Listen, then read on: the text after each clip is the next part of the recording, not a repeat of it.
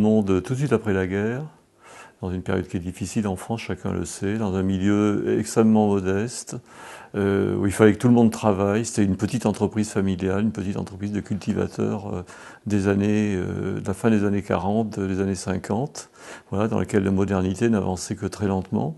Ensuite, des études dans un pensionnat religieux, puis enfin une échappée avec l'enseignement supérieur. Et du coup, je prends conscience que le monde peut être changé, qu'il n'y a pas une fatalité, que tout n'est pas écrit d'avance, et qu'avec l'action, avec la volonté, avec de bonnes idées, avec un peu de générosité, eh bien, on peut installer plus de justice, on peut installer plus de dignité, on peut installer plus d'équité entre les hommes et les femmes aussi d'ailleurs. Voilà, je pense, les grandes motivations de mon entrée en politique. Et j'arrive en 1972 dans une petite ville que je commence à connaître, et je la trouve un peu ensommeillée, en particulier sur le plan culturel. Et donc tout ça, ce sont des motivations profondes, fortes, en me disant il y a quelque chose à changer, il y a quelque chose à faire ici, mais la vie professionnelle qui est prenante, beaucoup plus qu'on ne le croit parfois dans l'enseignement, la vie familiale aussi, je vais avoir 3 enfants d'abord, puis une 4e, font que j'attends d'être arrivé au seuil de la retraite en vérité, pour avoir un engagement dans la vie municipale qui soit effectif et que je puisse réaliser. Il m'est un peu difficile de parler de mes qualités, mais je trouve que la fidélité à ses engagements, la loyauté envers ceux avec qui on travaille, pour moi c'est vraiment essentiel, c'est fondamental, c'est même, j'ai envie de dire, ce qui fonde les sociétés humaines et la possibilité de vivre ensemble. Je ne sais pas si c'est un défaut ou une qualité. Moi, plus généralement, j'ai imaginé ma vie comme la vie d'un homme moyen, dans des circonstances ordinaires, mais que j'essaie de réussir comme belle, comme utile aux autres surtout, comme utile au bien commun, dans des circonstances que je qualifierais d'ordinaires.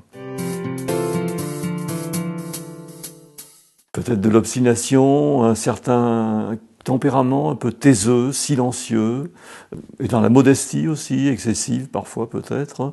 En tout cas, c'est ce qu'on me dit parfois dans mon entourage. Et d'autre part, derrière l'obstination, l'ambition, la volonté de réaliser, je veux dire, là où il y a une volonté, il y a un chemin. Cette ville, Issoire, où je suis arrivé en 1972, j'ai appris à la connaître et elle m'a beaucoup appris.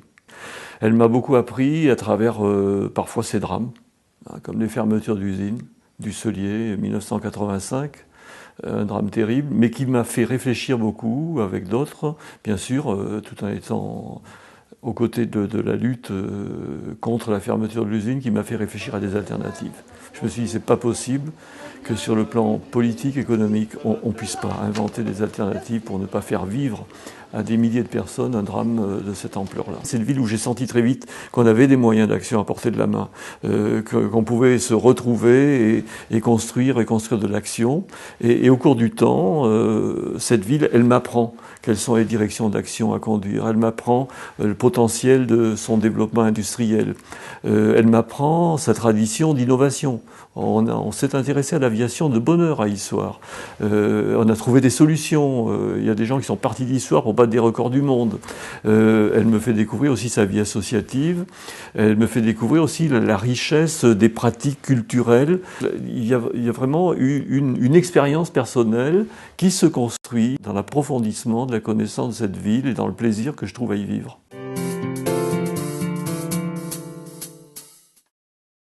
Issoire en 2020, je voudrais que ça soit un parc scientifique et technologique pour qu'on puisse avoir des très bons outils, d'excellents outils pour l'innovation, pour le développement économique, des outils qui soient articulés aux pépites extraordinaires que sont les industries issoiriennes, des outils technologiques et scientifiques autour de la nouvelle économie numérique, bien entendu. Issoire sera équipé en fibre optique à ce moment-là. Second point, dans la figure urbaine, un écoquartier à vocation sociale. Et je crois qu'en 2020, Issoire, resitué dans un ensemble territorial plus large, aura beaucoup plus de capacité pour avoir un plan touristique à l'échelle de son territoire, à l'échelle de sa richesse patrimoniale territoriale. Enfin, dernier point, je crois que Issoire 2020, pour moi, c'est un plan de mobilité à l'échelle d'un territoire beaucoup plus large, dans lequel Issoire, bien entendu, est la locomotive économique et la locomotive culturelle, et l'animatrice véritablement d'un ensemble de vie de 30 à 40 000 habitants. Ce sont bien entendu des objectifs ambitieux, mais des objectifs tout à fait nécessaires, des objectifs à notre portée. C'est la raison pour laquelle je fais appel à la confiance de tous les électeurs d'Issoiriens le 23 mars, pour qu'ils me permettent de réaliser toutes les ambitions, toutes les grandes ambitions et belles ambitions que cette ville mérite.